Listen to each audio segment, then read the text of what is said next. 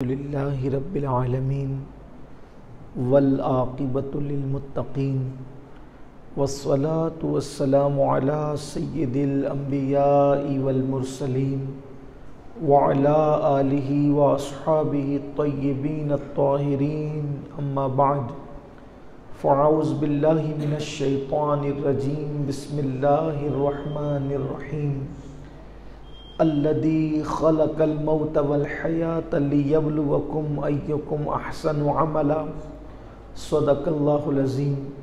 गौसे आज़म बमने बेसरू सामा मददे क़िबले दी मददे काबे ईमा मददे इंतज़ारे करमे तुस्त मने ऐनी राए खुदा जुओ खुदा बीनो खुदा दा मददे बगिरदा बेबला उफ्तादा कश्ती ज़ईफ़ानो शिकस्ता रातो कुश्ती बहक के ख्वाजे उस्मान नारून मदद कुन या मोइनुद्दीन चिश्ती मदद कुन या मोइनुद्दीन चिश्ती मदद कुन या मोइनुद्दीन चिश्ती।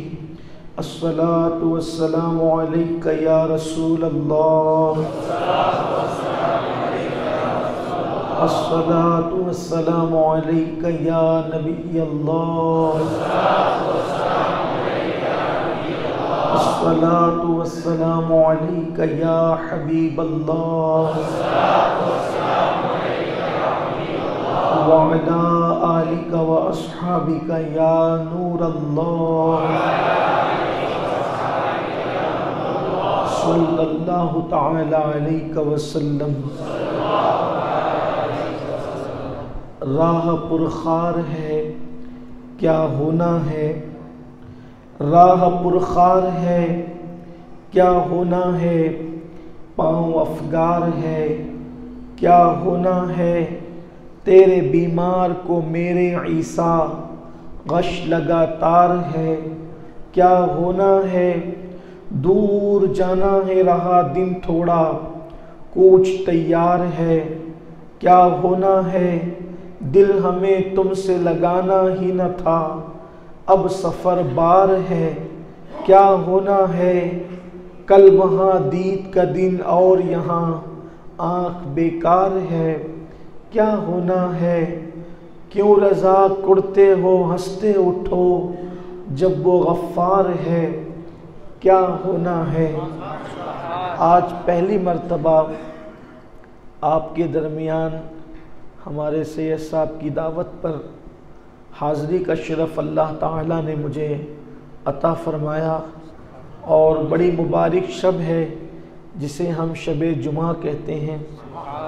हज़रत सैयदना इमाम अहमद इब्न हम्बल रज़ी अल्लाह ताला का कौल है कि शब जुमा शब क़द्र से भी अफजल है और उसकी वजह उन्होंने ये बयान फरमाई कि शब क़द्र में कुरान नाजिल हुआ और शब जुमा में नूर मुहम्मदी हज़रत अब्दुल्ला की पेशानी से निकलकर हज़रत आमिना के शिकम में आया। तो जाहिर सी बात है जिस शब जिब्रील आए वो भी मुबारक है, लेकिन जिस शब जाने जिब्रील का नूर माँ के शिकम में आ जाए तो फिर उस रात की बरकत ही क्या कहने। तो शब जुमा की बड़ी बरकत है और हम अल्लाह के घर में मौजूद हैं। मैंने जिस आया करीमा की तिलावत करने का शरफ़ हासिल किया है, मेरा अल्लाह मुझे उसके मुतालिक हक़ कहने और आप सबको हक़ सुनकर उस पर अमल करने और उसे आम करने की तौफ़ीक़ अता फ़रमाए। हम बहुत मुख्तसर से वक्त के लिए यहाँ पर जमा हुए हैं और आप सब की मैं भरपूर तवज्जो चाहता हूँ। मुख्तसर गुफ्तगू करनी है, मुख्तसर वक्त में हमें अपनी महफ़िल को मुकम्मल करना है।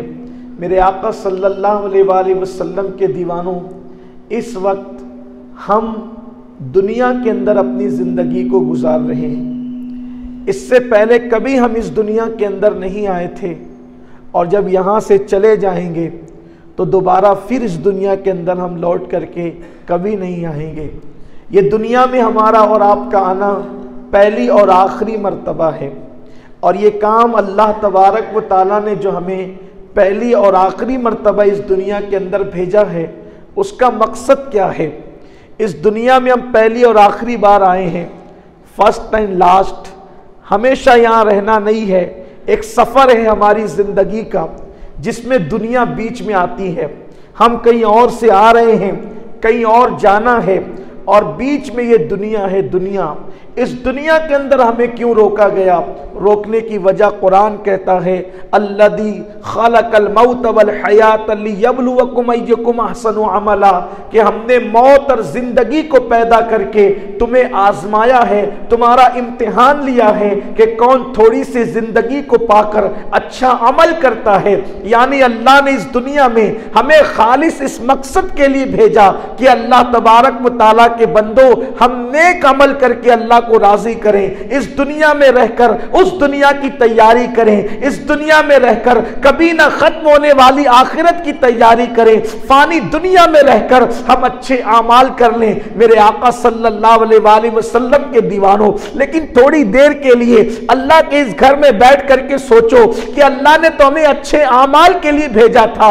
हम नींद से उठने से लेकर सोने तक अगर 12 घंटे के बाद सोते हैं, 14 घंटे के बाद सोते हैं, 16 घंटे के बाद सोते हैं, 18 घंटे के बाद सोते हैं, यानी जितनी देर तक हम जगते हैं, आप बताएं हम अच्छे अमल कितना करते हैं और बुरे अमल कितना करते हैं? हम आखिरत में अच्छाई के लिए क्या भेजते हैं, बुराई के लिए क्या भेजते हैं? अल्लाह अकबर। आज मुसलमानों की गफलत का हाल ये है, आज हमारी गफलत का हाल ये है कि गुनाह करने के बाद हमें एहसास ही नहीं होता कि हम गुनाह कर रहे हैं, झूठ हम बोल रहे हैं, गालियां हम दे रहे हैं, बुराइयां हम कर रहे हैं, हराम लुक़मे हमारे यहाँ खाए जा रहे हैं, ज़िना हमारे माशरे में हो रहा है, गाने हमारे यहाँ सुने जा रहे हैं, औरतों पे बदनजरी हमारे यहाँ की जा रही है। वो कौन सा गुनाह है जो मुस्लिम माशरे के अंदर नहीं? अच्छी तरह याद रखो, किसी कहने वाले ने कहा है, जहां गुनाह है वहां फना है। जब गुनाह होता है तो तबाहियां आती है, जब गुनाह होता है तो बर्बादियां आती है, जब गुनाह होता है तो बेचैनी आती है, जब गुनाह होता है तो बेकरारियां आती है, जब गुनाह होता है तो अल्लाह की रहमतें रूठ जाती है, जब गुनाह होता है तो बरकतें छिन जाती है, जब गुनाह होता है तो समाज में टकराव की कैफियत पैदा होती है, जब गुनाह होता है मोहब्बतों का खात्मा हो जाता है, जब गुनाह होता है तो बाप बेटों से मोहब्बतें रूठ जाती है, जब गुनाह होता है मियाँ बीवी से एतमाद खत्म हो जाता है, जब गुनाह होता है तो घरों की रौनकें खत्म हो जाती है। अब मुझे ये कहने की जरूरत नहीं है कि कौन कौन गुनहगार है, जरा घरों का जायजा लो। अगर घरों से बरकतें उठ चुकी है मतलब घर में गुनहगार मौजूद है, मियाँ बीवी का एतमाद खत्म हो चुका है मतलब गुनहगार मौजूद है। मेरे आका सल्लल्लाहु अलैहि वसल्लम के दीवानों, दिलों का सुकून खत्म हो चुका है मतलब हम कहीं ना कहीं बुराई कर रहे हैं, गुनाह कर रहे हैं। याद रखो, अल्लाह तबारक व तआला ने इस दुनिया में भेज करके हमें अच्छा अमल करने का हुक्म दिया, लेकिन हम जराइम के अंदर डूबे हैं। कोई गुनाह इंसान को इज्जत की तरफ नहीं ले जाता, सारे गुनाह इंसान को जिल्लत की तरफ ले जाते हैं, सारे जराइम इंसान को तबाही की तरफ ले जाते हैं। लेकिन याद रखना, जो मन में आए कर लो, आखिर एक दिन मौत है। मौत, इस जिंदगी के बाद मौत है और मौत के बाद फिर दूसरी जिंदगी का आगाज है। इस जिंदगी का एंड मौत पर है और मौत के बाद फिर किसी नई जिंदगी का आगाज है। यानी दो जिंदगियों के दरमियान मौत है। और मौत कैसी है? जो मुझे भी आनी है और आपको भी आनी है। तैयारी करोगे तो भी आएगी, नहीं करोगे तो भी आएगी। पाप करोगे तो भी आएगी, नेक काम करोगे तो भी आएगी। हलाल खाओगे तो भी आएगी, हराम खाओगे तो भी आएगी। कैसी है मौत, जिससे गाफिल है हम सब। अगर मौत से गाफिल ना होते तो शायद इतनी बुराइयां ना करते। फिल्में देख रहे हैं, पिक्चर देख रहे हैं, जिना के मनाजिर देख रहे हैं, बुराइयों के मनाजिर। पहली बात तो ये, मौत की जो तकलीफ है वो तो है, उसका जिक्र मैं करूंगा। लेकिन जो लोग दुनिया में अपनी आंखों को आवारा करते हैं, मरने से पहले अल्लाह उनका ईमान छीन लेता है। अपने जवानों की एक बात अपने जवानों के लिए खास बात याद रखना, अगर जिंदगी में आपने कुछ अमल नहीं किया और ईमान पे मरे तो भी जन्नती हो। कोई अमल नहीं किया और ईमान पे मरे तो भी जन्नती हो, और पहाड़ बराबर नेकियां की और ईमान पर नहीं मरे तो जहन्नमी हो। हत्ता कि अगर नबी का बेटा भी ईमान पे नहीं मरेगा तो अल्लाह उसको भी जन्नत नहीं देगा।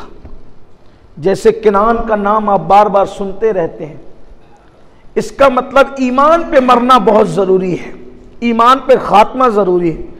इसीलिए आपको बताऊं कि गौस पाक जैसे वली, गौसे पाक जैसे वली जो मुर्दों ठोकरों से जिंदा करते थे, गौस पाक दुआ करते थे कि अल्लाह अब्दुल कादिर का खात्मा ईमान पर फरमा।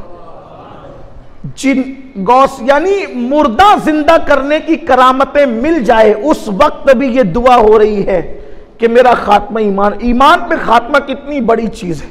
और गौस पाक तो फिर गौसे पाक है। सहाबा जिनको रसूलुल्लाह ने जन्नत की बशारतें दी थी, वो दुआ करते कि अल्लाह हमारा खात्मा ईमान पे फरमा। ईमान पे खात्मा कितनी अहम चीज है। लेकिन कुछ काम ऐसे हैं दुनिया में, अगर आदमी करेगा तो मरने से पहले वो काफिर हो जाता है, उसके कुफ्र का खदशा और खतरा रहता है। नंबर एक रिवायत के जरिए से बताना चाहता हूं। हजरत अब्दुल्ला मुसली रहमतुल्लाह अलैह फरमाते हैं कि मैं हज पर गया तो मैंने एक जवान को देखा कि वो काबे का गिलाफ पकड़ता है तो एक दुआ करता है, अल्लाह मेरा खात्मा ईमान पे फरमा। वो मीना में दुआ करता है तो एक दुआ करता है, अल्लाह मेरा खात्मा ईमान पे फरमा।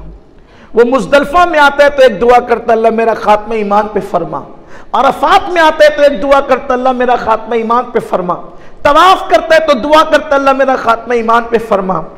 मैंने उसको कहा, ए जवान, मैं तुझे देख रहा हूं, तू हर जगह एक ही दुआ करता है, क्या बात है?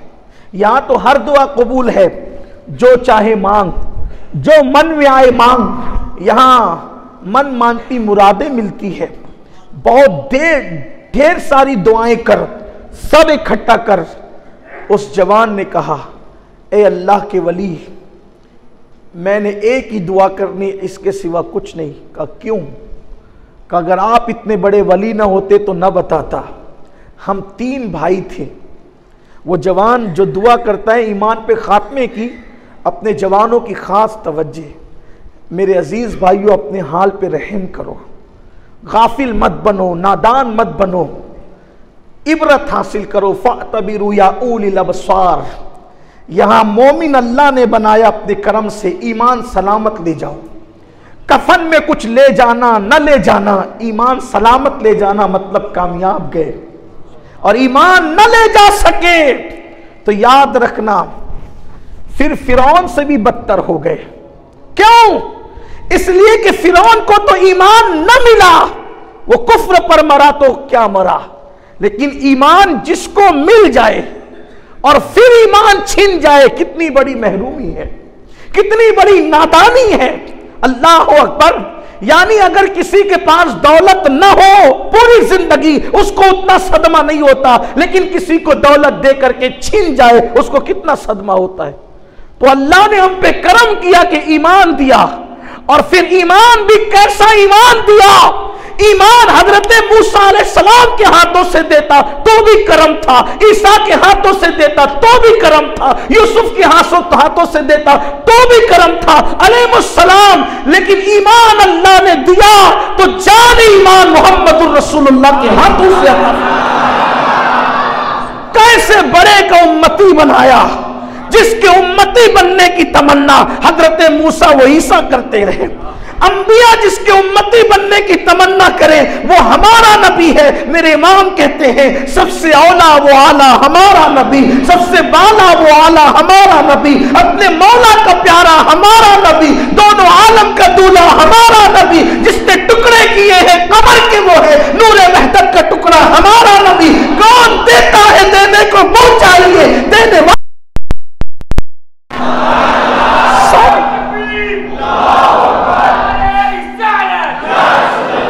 नबियों का नबी, सारे रसूलों का रसूल। उनके हाथों से ईमान दिया, उनकी उम्मत बनाया, उनकी उम्मत में शामिल फरमाया, उनका कलमा पढ़ने का शरफ अता किया। मैं कहता हूं, लोग कहते हैं मुकद्दर का सिकंदर है, मैं कहता हूं सिकंदर रश्क करे हमारे मुकद्दर पर, सिकंदर रश्क करे हमारे मुकद्दर पर। सिकंदर को आधी दुनिया की दौलत मिली, हमें दामन मुस्तफा की दौलत मिली, हमें दामन मुस्तफा की इसलिए कि जिसे आधी दुनिया मिल जाए उसे जन्नत मिलना यकीनी नहीं, लेकिन जिसके मुकद्दर में आमिना का लाल आ जाए उससे बड़ा खुशनसीब कौन। लेकिन हमने उसकी कद्र नहीं की, हमने उसकी अहमियत नहीं जानी। अल्लाह अकबर। हजरत अब्दुल्ला मूसली से वो जवान कहता है, हम 3 भाई थे, मेरे 2 भाई बड़े नेक और मुत्तकी थे, उनमें मैं सबसे छोटा। मेरा एक भाई जिसका हाल ये था कि जिसने 40 साल तक फी सबीलिल्लाह अजान पढ़ी, फी सबीलिल्लाह अजान पढ़ी 40 साल तक, और उसकी तकबीर उला कभी फौत, पहली तकबीर 40 साल में कभी उसकी पहली तकबीर तकबीर उला फौत ना हुई। और दूसरे ने 30 साल तक अजान पढ़ी और उसकी भी तकबीर उला 30 साल तक फौत ना हुई। जब दोनों की मौत का वक्त आया तो उन्होंने कुरान मंगाया। हमने सोचा बड़े नेक हैं, बड़े पारसा हैं, बड़े मुत्तकी हैं, हमने कुरान दिया। उन बदबख्तों ने कुरान उठाया और कुरान उठा करके माअज़ल्लाह सुम्मा माअज़ल्लाह कहा कि इस कुरान में जो लिखा है सब गलत है। माअज़ल्लाह सुम्मा माअज़ल्लाह, ला इलाहा इल्लल्लाह मुहम्मदुर रसूलुल्लाह लानतुल्लाहि अलल काज़िबीन।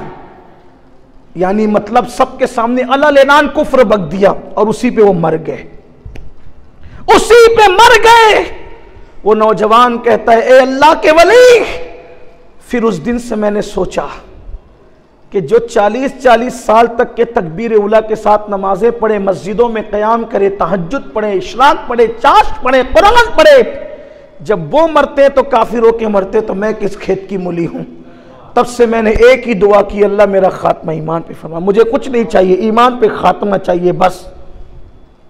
हज़रत अब्दुल्ला मुस्लिम ने कहा, जवान तेरी बात सच है, लेकिन मेरा अल्लाह बड़ा करीम है, किसी का खात्मा यूं ही कुफ्र पे नहीं होता, कोई तो जुर्म होगा उनका कोई जुर्म तो होगा, बगैर जुर्म के अल्लाह ईमान नहीं छीनता, कोई तो जुर्म होगा। उसने कहा कोई जुर्म न था, वो सब नेकी करते थे, बस गलती एक ही थी, उनके सामने से जब कोई औरत गुजरती तो वो उस औरत पे पाप की नजर डालते थे। आज नहीं, आज से 800 साल 900 साल पुरानी बात है, जब भी कोई औरत उनके सामने से, उस दौर की 900 साल पहले की औरत क्या स्कर्ट पहन के गुजरती होगी? 900 साल पहले की औरत क्या कोई कंधे खोल के गुजरती होगी? उस दौर की औरतें तो चादरें डालकर, तो जो औरत पूरी चादर में छुपी हो उस पर कोई पाप की नजर डाले तो 40 साल तक के तकबीर उला की पाबंदी करने वाला कुफ्र पे मर रहा है। तो जो जुमा पढ़ते हैं और रात रात भर इंटरनेट पर जिना के मनाजिर देखते हैं, मरते वक्त उनकी जबान पे कलेमा कैसे आएगा? जो औरतों पर पाप भरी नजर डालते हैं, उनकी जबान पे जो रमजान शरीफ के रोजे भी ना रखें और औरतों पे पाप भरी नजर डाले, उनकी जबान पे मरते वक्त कलेमा कैसे आएगा? और आओ आगे चलो, ईमान कांपता है, कलेजा मुंह को आता है। लोग तो जन्नत बहुत सस्ती समझते, कहते हैं मौलाना हम सुन्नी हैं, हमें जन्नत ना मिलेगी तो किसे मिलेगी? मैं कहता हूं सुन्नी तो बन, सिर्फ चादर गागर से कोई सुन्नी थोड़ी बनता है, या सिर्फ सुन्नी कहलाने से कोई थोड़ी सुन्नी बनता है। सुन्नी बनना इतना आसान नहीं जितना हमने समझ रखा है। मेरे जुमले अगर तल्ख लगे तो मुझे माफ करना, लेकिन नश्तर जो लगाता है वो दुश्मन नहीं होता। मैंने इसका दामन पकड़ लिया तो जन्नत में जाऊंगा, उसका दामन पकड़ा तो जन्नत में जाऊंगा। दामन ऐसे हाथ में नहीं आते। जो कौम मस्जिदों को वीरान कर दे उनके हाथों में किसके दामन है? जो मस्जिदों को वीरान करे उनके हाथों में शैतान का दामन है। जो जुए खेलते उनके हाथों में शैतान का दामन है। जो औरतों के पाप भरी नजर डालते उनके हाथों में शैतान का दामन है। वल्लाह जिसके हाथ में गौस पाक का दामन आ जाए, अगर वो चोर होता है तो वो कुतुब बना दिया जाता है। गौस पाक के दामन की शान ये है, जो गौस पाक का दामन पकड़ के नमाजी ना बने, झूठ बोलता है, वो झूठा है, कज़्ज़ाब है, वो मक्कार है। गौस पाक का दामन तो चोर को वली बना दे, तुम्हें अभी तक नमाजी कैसे ना बनाया? दामने गौस में नक्श नहीं है, नक्श तुम्हारे पकड़ने में है। तुमने किसी और चीज को पकड़ा, कुछ और कहते हो। बड़ी माजरत के साथ निकलो इस मक्र से, इस खुद फरेबी से निकलो, हकीकत की तरफ आओ। औरत पर पाप की नजर डाल रहा है, 40 साल तक की इबादत करने वाला काफिर होके मर रहा है। दूसरे की तरफ आओ। कहते एक बहुत बड़ा मुहद्दिस था, हजारों लाखों हदीसें उसको याद थी, वो मरा तो ईसाई होके मरा। बहुत लंबी दास्तान है उसके पीछे, लेकिन इशारा कर रहा हूं। वो मरा तो ईसाई होके मरा। तो उसकी बीवी से जाकर के पूछा गया, ये ईसाई क्यों होके मरा? तो उसकी बीवी ने कहा, एक बात थी, जब भी इस पे जनाबत का गुस्ल फर्ज होता था, गुस्ल जनाबत समझते हैं ना, जब भी इस पे जनाबत का गुस्ल फर्ज होता था, नहाता तो था लेकिन बड़बड़ करते हुए नहाता था। कहता था यार ये इस्लाम में गुस्ल जनाबत बहुत मुश्किल चीज़ है, सर्दियों में भी नहाना पड़ता है। ईसाइयों के यहाँ गुस्ल जनाबत नहीं है, उनके यहाँ ये बहुत सहूलत है। यानी कि एक इस्लाम की चीज़ को बुरा समझता था, करता ज़रूर था लेकिन बुरा समझता था। और ईसाइयों की एक चीज़ की तारीफ की, उनके यहाँ गुस्ल जनाबत नहीं, हमारे यहाँ गुस्ल जनाबत का। सिर्फ इसी सबब से मुझे लगता है कि वो मरा तो ईसाई होकर के मरा। यानी वो ईसाइयों की एक चीज को पसंद, अमल नहीं करता था उस पर, पसंद कर, जो पसंद कर रहा है तो ईसाई होके मर रहा है। हम सिर्फ पसंद नहीं कर रहे हैं, अमल कर रहे हैं। ये जो रोजाना शेविंग करते हैं, क्या है ये? मुसलमानों का तरीका है? किसका तरीका है? वो सिर्फ तारीफ करे काफिरों के एक अमल की, तो दुनिया से कैसे जा रहा है? यहां तो तारीफ नहीं हो रही है, अमल हो रहा है। घरों को सिनेमा हॉल बना दिया गया है, घरों के अंदर माज़अल्लाह कुफरिया कलिमात बज रहे हैं, घरों की फ्रिज के अंदर शराब रखी जा रही है। बेशुमार ऐसे बदबख्त मुसलमान हैं जिनके घरों की फ्रिज में शराब पड़ी रहती है, उनकी जबान पे कलेमा कैसे आएगा? वो मरते वक्त कैसे मुसलमान मरेंगे? जरा वो अपना सोचे तो सही। याद रखना, यहां कुछ भी चिटिंगे कर लो, कुछ भी कर लो, यहां सब चल जाएगा, लेकिन अल्लाह के यहां कुछ नहीं चलेगा। यहां अपनी ताकत से लोगों को डरा के रख सकते हो, अल्लाह के यहां कुछ नहीं चलेगा। वहां तो जबानें भी नहीं खुलेगी। कुरान कहता है व तुकल्लिमुना ऐदीहिम व तशहदु अर्जुलुहुम बिमा कानू यक्सिबून, अल्लाह तुम्हारे मुंह पे मुहर लगा देगा और तुम्हारे आज़ा अल्लाह से कलाम करेंगे। अपनी बात को समेटते हुए अर्ज करूं, लोग कुफ्र पे मरते हैं ऐसी ऐसी गलतियों से। एक बंदा कुफ्र पे मर रहा है, कलमा जबान पे नहीं आ रहा है, वजह क्या? माँ का दिल दुखाया था। इस तरह की बेशुमार वजूहात है। अब उसको छोड़ते हैं, आखिरी बात की तरफ, इख्तिताम की तरफ आते हैं। मुझे और आपको मरना है, हमारी मौत कैसी होगी तसव्वुर करें। मैं और आप गुनहगार सियाहकार लोग, गुनाह अपनी पहचान, नमाजों का शौक़ नहीं, ज़ौक़ नहीं, इबादत का शौक़ नहीं, झूठ बोलते हैं, मजाक में भी झूठ बोलते हैं, गालियाँ देते हैं। गरीब नवाज सरकार फरमाते हैं, जिसने किसी मोमिन को गाली दी और उससे माफ़ी नहीं मांगी, अल्लाह की बारगाह में तौबा नहीं की, डर है मरेगा तो काफिर होके मरेगा।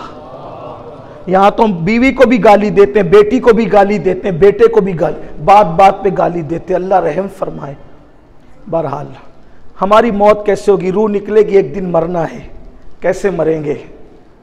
आइए सबको छोड़ते हैं, एक रिवायत की तरफ आते हैं। फ़क़ी अबुल्लैथ समरकंदी लिखते हैं, हवाला याद रखें, बड़े बुज़ुर्ग हैं फ़क़ी अबुल्लैथ समरकंदी।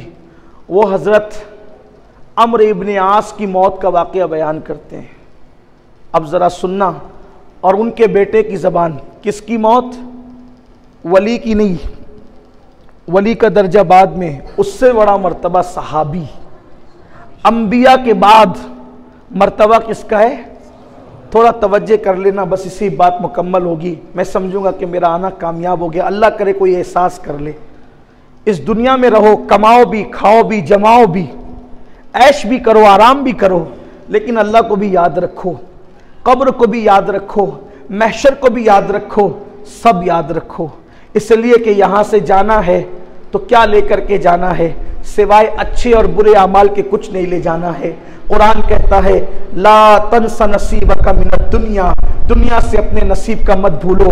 हम सोचते हैं ना हम कैसे मरेंगे तो अल्लाह जाने, लेकिन आओ अंबिया के बाद जिन हस्तियों का रुतबा है उनको सहाबा कहते हैं। सहाबा उनको कहते हैं जिनका जन्नती होना यकीनी है। सहाबा उनको कहते हैं जिनके साथ वकुल्लु वअदल्लाहुल हुस्ना कह के जन्नत का वादा किया गया है। सहाबा उनको कहते हैं जिनके बारे में कहा गया रदियल्लाहु अन्हुम व रदू अन, अल्लाहु अकबर। सहाबा की वो मुबारक जमात है जो सहाबी को देख ले उस पर भी जहन्नम की आग हराम हो जाती है। सहाबा पर तो जहन्नम की आग हराम ही है, तो सहाबी को देख ले उस पर भी जहन्नम की आग हराम हो जाती है। आप अंदाजा करिए मर्तबा सहाबी का है। लेकिन आओ एक सहाबी दुनिया से जा रहे हैं, कोई मामूली सहाबी नहीं जिसने रसूलुल्लाह के पीछे नमाजें अदा की है। अल्लाह अकबर, जिसको मेरे रसूल ने कभी कभी लश्कर का अमीर बना करके जंगों पे रवाना किया है, वो सहाबी हजरत अम्र इब्ने आस, उनके बेटे हजरत अब्दुल्ला इब्ने अम्र इब्ने आस फरमाते हैं मेरे वालिद जब दुनिया से तशरीफ ले जाने लगे, मेरे वालिद की जब रुखसती का वक्त करीब आया, सकरात की कैफियत उन पर तारी थी, तो मैं अपने वालिद के सराने बैठा हुआ था।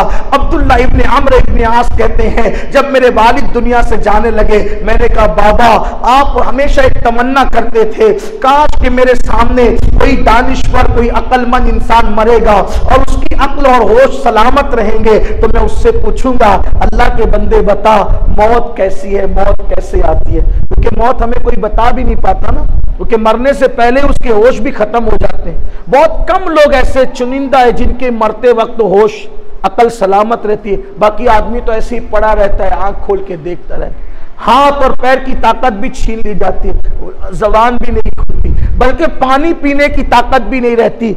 छोटी छोटी चिड़िया की तरह बूंदे उसके हलक में डाली जा रही होती। आपने देखा है ना लोगों को मरते हुए, कितनी बेबसी होती है। बड़े बड़े ताकतवर, बड़े बड़े सूरमा, बड़े बड़े कुव्वत वाले जब मरते हैं हालत क्या होती है। अल्लाह हमारे हाल पे रहम करे। हम भी दुनिया से जाने वाले, जवानी के जोर पे अल्लाह को नाराज करने वालों, जवानी के जोर पर गुनाह करने वालों, एक वक्त आएगा चारपाई पे पड़े होंगे और मौत आएगी।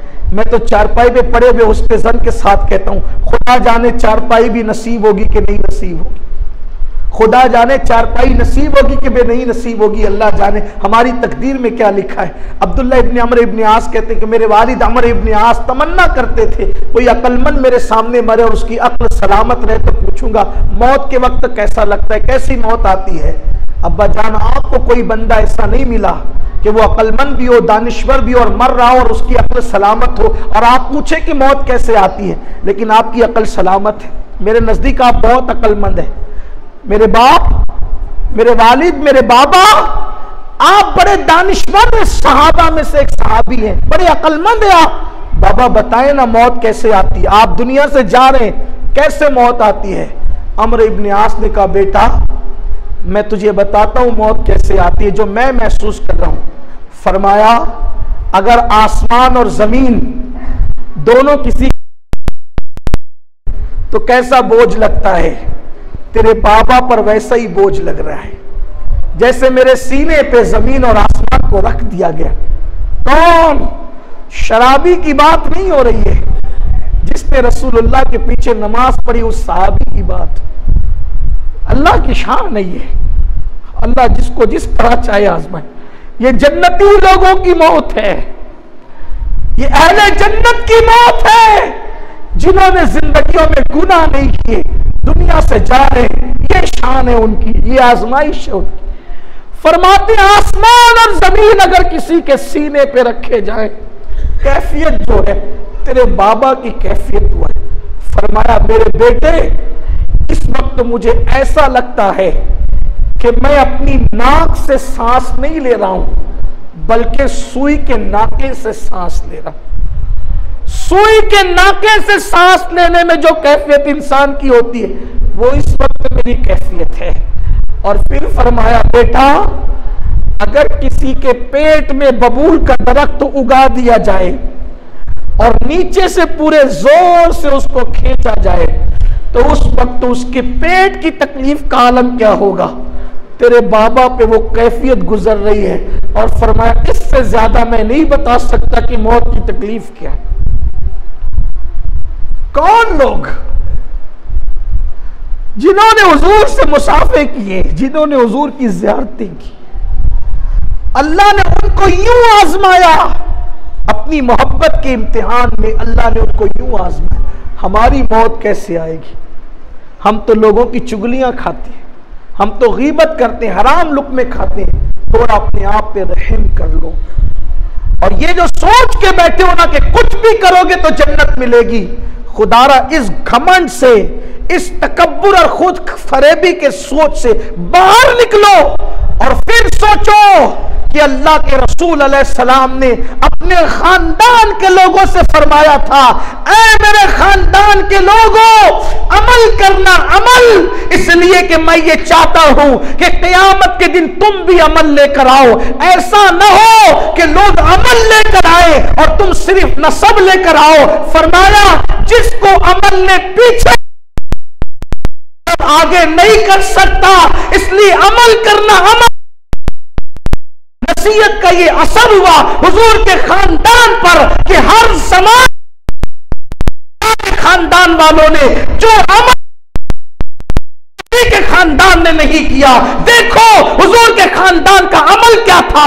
नबी की बेटी का अमल, सैयदा तैयबा ताहिरा खातून जन्नत फातिमा के बाद जब नफिल नमाज का सजदा करती तो एक सजदे में सुभान रब्बियल आला की सदा बुलंद करती और पूरी रात उसी में गुजर जाती। जब सुबह होती तो सैयदा कहती, अल्लाह तूने रात इतनी छोटी बनाया कि फातिमा दिल खोल के सजदा न कर सकी। फातिमा के सजदा पड़ जाया करती थी। ये नबी के खानदान का अमल है। फिर देखो 40 साल तक इशा के वुजू से फजर की नमाज पढ़ने वाले अब्दुल कादिर जिलानी, ये किसी और के खानदान का फर्द नहीं, ये नबी के खानदान के फर्द है। फिर 1000 रकअत एक रात में नमाज पढ़ने वाला इमाम ज़ैनुल आबिदीन किसी और के खानदान का नहीं, ये मेरे नबी के खानदान के है। अल्लाह अकबर, अल्लाह अल्लाह। 97 साल की उम्र पाई, 70 साल आखिरी के न दिन को सोए न रात को सोए, कभी बिस्तर को पीठ नहीं लगाई। 70 साल रात को दिन जग के इबादत की। उस शख्सियत का नाम मोइनुद्दीन अजमेरी है। वो किसी और के खानदान का नहीं, वो मेरे नबी के खानदान के फर्द है। अल्लाह अकबर। लोगों को मौत आती है तो कुरान नहीं पढ़ पाते, किसी को सुनाना पड़ता है, लेकिन सर कटने के बाद भी नेज़र में कुरान पढ़ने नबी के खानदान का, ये अमल करके बताया मेरे नबी के खानदान ने। जब खानदान को अमल के लिए इतनी तरगीब दी गई तो गुलामों को अमल की कितनी जरूरत है। इसलिए अमल की तरफ आओ। अल्लाह ने जिंदगी इसलिए दी कि नेक अमल करो। अल्लाह हम सबको नेक अमल की तौफीक अता फरमाए। लेकिन अमल करके भी घमंड मत करना, अमल करके भी सोचना मौला कबूल करे तो तेरा करम है, रद्द कर दे तो तेरा अदल है। एक बात, मैं बात आखिरी कर चुका हूं, लेकिन एक बात कहता हूं, अल्लाह की इबादत करो, अल्लाह के साथ तिजारत मत करो। अल्लाह की क्या करो? अल्लाह के साथ तिजारत। इबादत और तिजारत में फर्क क्या है? हम अल्लाह के नौकर नहीं है, हम अल्लाह के नौकर नहीं, अल्लाह के क्या है? गुलाम है, गुलाम। हम अल्लाह के नौकर नहीं, अल्लाह के क्या है? नौकर मत बनो, गुलाम बनो। हम अल्लाह के नौकर नहीं, अल्लाह के क्या है? बंदे का मतलब क्या होता है? और गुलाम और नौकर में फर्क क्या होता है? गुलाम और नौकर में फर्क ये होता है, तवज्जे, आपके यहाँ भी नौकर होंगे या आप किसी के नौकर होंगे या आपके यहाँ कोई नौकर होगा, है ना?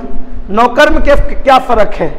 नौकर का हाल ये होता है, वो जिस दिन नौकरी करने आता है उसी दिन उसको तनख्वाह मिलती है, जिस दिन नहीं आता उसको तनख्वाह एक।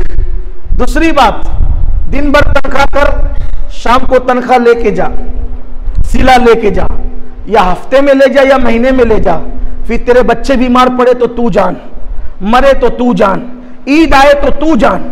यही है नौकर का मतलब क्या, यही तो है, यही है ना, समझते हो ना। ये नौकर जितनी मेहनत की उतना सिला मिल गया, ठीक, ये नौकरी। फिर बाद में तुम जानो तुम्हारा काम। एक होता है गुलाम, अगर गुलामों का दौर खत्म हो गया, लेकिन गुलामों की दास्तान पिछले जमाने की।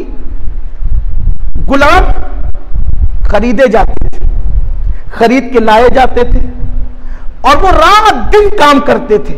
ना उनके आने का टाइम था, ना जाने का टाइम था, आना जाना था नहीं, वो मालिक ही के घर में रहते थे, ठीक। रात को मालिक बुलाए तो आए, दिन को बुलाए तो आए, सुबह बुलाए तो आए, शाम बुलाए तो आए। नौकरों की छुट्टी होती है, गुलामों की छुट्टी कभी नहीं होती थी। और गुलामों को कभी तनख्वाह भी नहीं मिलती। क्यों? वो तो आका के यहीं रहते हैं, मगर वो तनख्वाह नहीं लेकर के फायदे में होते। क्यों? उन्होंने सिर्फ काम करना है, उन्होंने सिर्फ जो मालिक का उतना करना है, कुछ मांगना नहीं है, सिले में कुछ मांगना नहीं है, जितना मालिक का है बस उसकी खुशी के लिए उतना करो। फिर मालिक का काम क्या है? खाने का वक्त आए तो वो इंतजाम करे, ईद आए तो कपड़े का इंतजाम वो करे, वो बीमार हो जाए तो दवा का इंतजाम वो करे, बच्चे बीमार हो जाए तो उनके लिए इंतजाम वो करे, गुलाम बालिग हो जाए तो शादी का इंतजाम कौन करेगा? मालिक। गुलाम को सिर्फ गुलामी करना है, सिला नहीं मांगना है, बिन मांगे मालिक को देना होगा। ये मालिक और गुलाम है। तो आज हम अल्लाह के नौकर बने, नौकर। अल्लाह नमाज के लिए आया हूं, रोजी दे, बच्चा दे, ये दे, वो मांगा करो। दुआ करने में मना नहीं है, बल्कि दुआ का हुक्म है, लेकिन इबादत के सिले के तौर पे नहीं। मैं क्यों सिला मांगू? तौफीक तेरी, ताकत तेरी, खड़ा तूने किया, बुलाया तूने, मस्जिद तूने बनवाई, सब तो तेरा। कुरान जो पढ़ रहा हूं वो तेरा, लिबास वो तेरा, जिस्म तेरा, सब कुछ तेरा दिया हुआ। अब मैं तुझसे क्या सिला मांगू? सब तो तेरा है, मेरा है क्या? मैं भी तेरा हूं, सिला क्यों मांगू? बंदा हूं इसलिए सब तुझसे मांग रहा हूं। इबादत का सिला नहीं मांगूंगा, किस मुंह से मांगू? सब तो तेरा ही तेरा, मेरा कुछ है ही नहीं। बंदा नमाज पढ़ना, मौलाना कितने दिन से नमाज पढ़ो, मंदी आ गई रोज। अरे रोजी की मंदी का ताल्लुक नमाज से क्या है? तू गुलाम है, तुझे गुलामी करना चाहिए, बंदगी करना चाहिए। नमाज का सिला क्या मांगता है? और तुझे सिला मांगने का हक क्या है? तू कब से मांगने वाला? हाँ, भीख मांग, सिला मत मांग, भीख मांग। भीख और सिले में फर्क क्या होता है? भीख कर्म के सहारे मांगी जाती है, सिला हक से मांगा जाता है। हमारा कोई नहीं हक, कोई हक बनता है? नहीं बनता। भीख मांगते रहो, देता रहेगा। कहता उदऊनी अस्तजिब लको, मुझसे मांगो दूंगा। इन्नल्लाह ला युखलिफुल मियाद, उसका वादा झूठा नहीं हो सकता। मांगो जितना मांग सकते हो, मांगते मांगते थक जाओगे, वो देते देते नहीं थकेगा। मजदूर क्यों बनते हो? ये वजीफा पढ़ूंगा तो रोजी में बरकत होगी। अरे रोजी के लिए वजीफा पढ़ रहा है कि रज़ाक के लिए पढ़ रहा है? लोग कहते हैं रोजी के लिए वजीफा दो। नादान, रोजी का भी कोई वजीफा होता है? रज़ाक को राजी कर, ठोकर मारेगा तो वहां सोना निकलेगा। हाँ, कोई लतीफा नहीं कह रहा हूं, वल्लाह को राजी करके देखे तो सही। कोई रज़ाक को राजी करके देखे तो सही। रज़ाक की बजाय रोजी के लिए वजीफा पढ़ते हो, खालिक की बजाय मखलूक के लिए वजीफा पढ़ते। अरे वजीफे भी कोई मखलूक के लिए पढ़ता है, पागल हुए हो क्या? और लोग दे भी रहे वजीफा, ये ले रोजी के लिए। अरे रज़ाक के लिए वजीफा ले, रोजी के लिए क्या लेता है? रज़ाक को राजी करके देख, जिसके सर पे हाथ रख दे उसकी किस्मत बदल जाए। मिट्टी पे फातिहा पड़ी, सूरे फातिहा सोने की हो गई मिट्टी। तारीख देखो बाबा फरीद,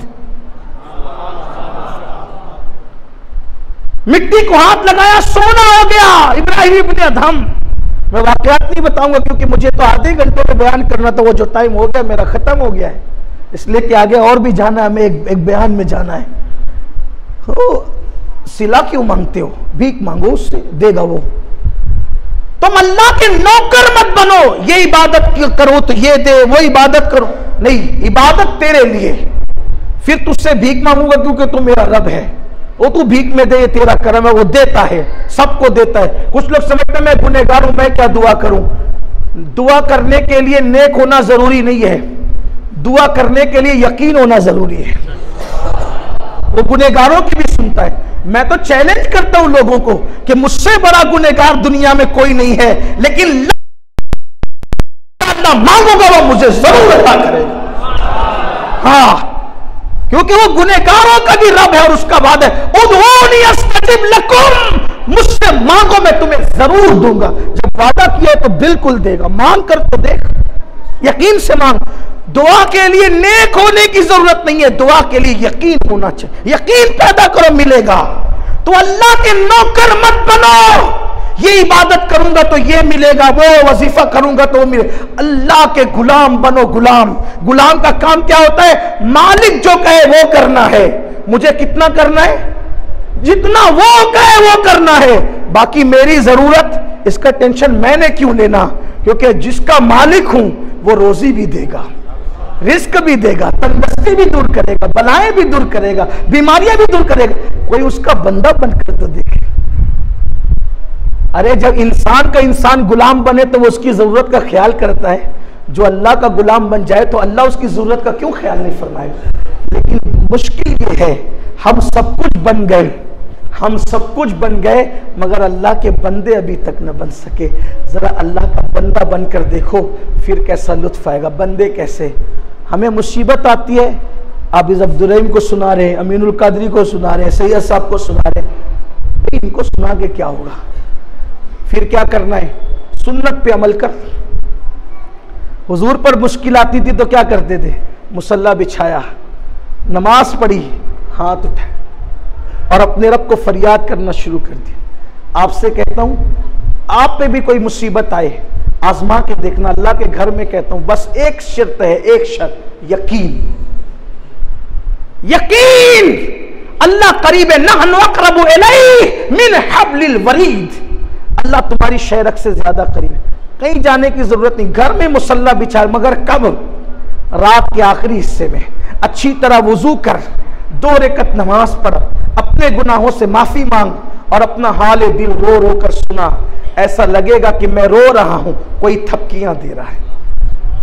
सुबह होते होते तेरी मुश्किल ना हल हो जाए तो फिर कहना, लेकिन मांग तो सही। बंदे तू सबकी चौखट पे गया, जरा रब की चौखट पे आके देख। तूने सबसे रिश्ते जोड़े, जरा मेरे अल्लाह से रिश्ता जोड़ के देख। हम अल्लाह ही से दूर हो गए, अल्लाह के बागी हो गए, इसलिए ये दिन देखना नसीब हुए। अल्लाह से रिश्ता जोड़ो और याद रखना, बंदा कुछ भी कर ले, अल्लाह से उसका रिश्ता कमजोर तो होता है लेकिन कभी टूटता नहीं है। क्यों? इसलिए कि रिश्ता उससे हमने नहीं जोड़ा है, उसने खुद जोड़ा। कब? अलस्तु बिरब्बिकुम, क्या मैं तुम्हारा रब नहीं हूं? उसने खुद ही कहा था, क्या मैं तुम्हारा रब नहीं हूं? पूछा था, फिर हमने जवाब दिया था, बला, बेशक तू हमारा रब है और तू ही तो रब है। बल्कि हम तो ये भी कहते हैं, जब वो मेरी दुआ सुनने में ताखीर करता है तो मैं उसको कहता हूं मेरा रब है ना, कहता हूं मेरा हक है। अल्लाह पर किसी का कोई हक नहीं है, लेकिन मोहब्बत की बातें हैं, दिल की बातें हैं। मैं अपने अल्लाह से कहता हूं कि मेरे सिवा तेरे करोड़ों बंदे जो मुझसे बेहतर तेरे पास है। मैं अल्लाह से कहता हूं, जब ताखीर हो जाती तो कहता हूं कि मेरे सिवा मुझसे बेहतर तेरे करोड़ों बंदे हैं, लेकिन तेरे सिवा मेरा कोई रब थोड़ी है। एक अमीन नहीं तो तुझे तो इससे बहुत बेहतर है, जो सजदे भी कर रहे रुकू, लेकिन तेरे सिवा मेरे पास कौन है? वो तू तो मेरा एक ही है, वाहदहू ला शरीक है। फिर जब मैं उसको कहता हूं तो फिर वो मेरी मान लेता है और बहुत मानता है, फिर बहुत करम होता है। एक बार मेरे पास एक शख्स आया, क्योंकि मैं कायनात में सबसे बड़ा गुनहगार, मुझसे बड़ा दुनिया में कोई गुनहगार नहीं, मुसलमानों में सबसे गुनहगार ये अमीनुल कादरी। देख ले, देखना चाहते हैं जिंदगी में, अगर कभी आपको कहने का मौका मिले कि हमने जिंदगी में सबसे बड़े गुनहगार को देखा है तो बताना कि देखा है एक को। मेरे पास एक शख्स इसी गुजरात में, शहर का नाम नहीं लूंगा, लाया, उसको कैंसर था, कैंसर का 4 दिन के बाद इसका ऑपरेशन है। मैंने उसके कैंसर का गला पकड़ लिया ऐसे करके, अल्लाह इसको शिफा दे अपने करम से। 4 दिन के बाद वो डॉक्टर के पास गया, मैं आपको एड्रेस दे सकता हूँ, आप मिल ले, जाके उससे बात कर ले, करीब में आपके। ऑपरेशन के लिए गया, कहा इसको ऑपरेशन की ज़रूरत थोड़ी है, मुझे पता भी नहीं। फिर मैं दोबारा उस शहर में गया तो मेरे पास एकदम लंबी लिस्ट थी दुआ की। मैंने कहा ये क्या ले आए मेरे पास दुआ, मैं दुआ वाला आदमी थोड़ी हूँ, ना दुआ वाला बाबा हूँ मैं, कोई इतनी बड़ी लिस्ट कैसे। वो कहा वो आपने उस कैंसर वाले के लिए दुआ की थी ना, उसके मुंह पे हाथ रखे उसको शिफा हो गई। मैंने कहा इसमें मेरा कौन सा कमाल है, मेरा थोड़ी कमाल है, मैं तो दुनिया का सबसे गिरा पड़ा गुनहगार आदमी हूँ। कि उसका करम है, बता रहा है कि जब इतने बड़े मुजरिम की सुना तो तुम्हारी क्यों नहीं सुनता, तुम दुआ करो। हाँ आपको भी कहता हूं, जब मेरी सुनता इतने बड़े, आप तो मुझसे बहुत अच्छे हो, मांग के देखो अल्लाह से, वो तुम्हारी भी सुनेगा। बस अल्लाह से यकीन के साथ मांगो। एक चीज चाहिए, यकीन, यकीन पैदा कर लो, वो अता करेगा। और जब दिल के अंदर गुनाह की गंदगी भरी है तो फिर यकीन कैसे, फिर तो वसवसे ही आएंगे। पेट में हराम है तो फिर वसवसे ही आएंगे। और एक बात आपसे कहूं मेरे अजीज, मोमिन तो मोमिन है, मेरे अल्लाह से अगर काफिर भी मांगते हैं ना, काफिर, अल्लाह काफिर को भी अता करता है। हाँ एक रिवायत बयान की जाती है, बनी इसराइल में एक शख्स था, 40 साल तक कभी अल्लाह का नाम नहीं लिया। उस पर इत्तेफाक से मुसीबत आ गई। मुसीबत भी बहुत प्यारी चीज है, कभी कभी मुसीबत ही सुधारती आदमी को। वो बनी इसराइल के उस आदमी में मुसीबत आ गई। मुसीबत आई तो कभी किसी गिरजा में, कभी किसी सब तरफ गया, सबको पुकारा, कोई जवाब नहीं आया। सोचा चलो मुसलमानों के खुदा को ही पुकारे, तो कहा अल्लाह। 3 बार जवाब आया, लब्बैक या अब्दी, लब्बैक या अब्दी, लब्बैक या, मेरे बंदे में हाजिर, मेरे बंदे में हाजिर, मेरे फरिश्तों ने अर्ज़ की मौला ये मुशरिक है, मुशरिक शिर्क करता है, शिर्क करता है, 40 साल से तेरी बगावत किए हुए हैं, तेरे खिलाफ दूसरों को पूज रहा है। एक बार पुकारा तू 3 बार जवाब देता है। अल्लाह ने क्या कहा फरिश्तों से, पता है मेरे फरिश्तों, उसने अपने बातिल खुदाओं को पुकारा, उन्होंने जवाब नहीं दिया। अगर मैं भी जवाब नहीं देता तो सच्चे और झूठे खुदा में फर्क क्या रह जाता। अगर मैं भी जवाब न दूं तो सच्चे, तो उसने मुझे पुकारा, ये मेरे अल्लाह की शान। कोई इसको सच्चे दिल से पुकारा, आओ, बहुत मोहब्बत करता है, 70 माओं से ज्यादा प्यार करता है, उसके करीब आओ। सबके करीब गए, जरा उसके करीब भी आके देखो। लेकिन उसके करीब आने के लिए पहले गुनाह से हिजरत करना होगा, गुनाहों को छोड़ना होगा। इंशाअल्लाह फिर देखना कैसा करम होता है। मेरा दिल तो चाह रहा है आपका शौक देख के कि मैं बात बढ़ाऊं, लेकिन आगे मुझे कलसर जाना है, वहाँ पे बयान है, इसलिए मैं अपनी गुफ्तगू को यहीं ख़त्म करता हूँ। अल्लाह ताला हम सबको अमल की तौफीक दे। गुफ्तगू के दरमियान अगर कोई गलती हो तो अल्लाह माफ़ फरमाए। वमा अलैना इल्लल बलाग। अस्सलामु अलैकुम व रहमतुल्लाह।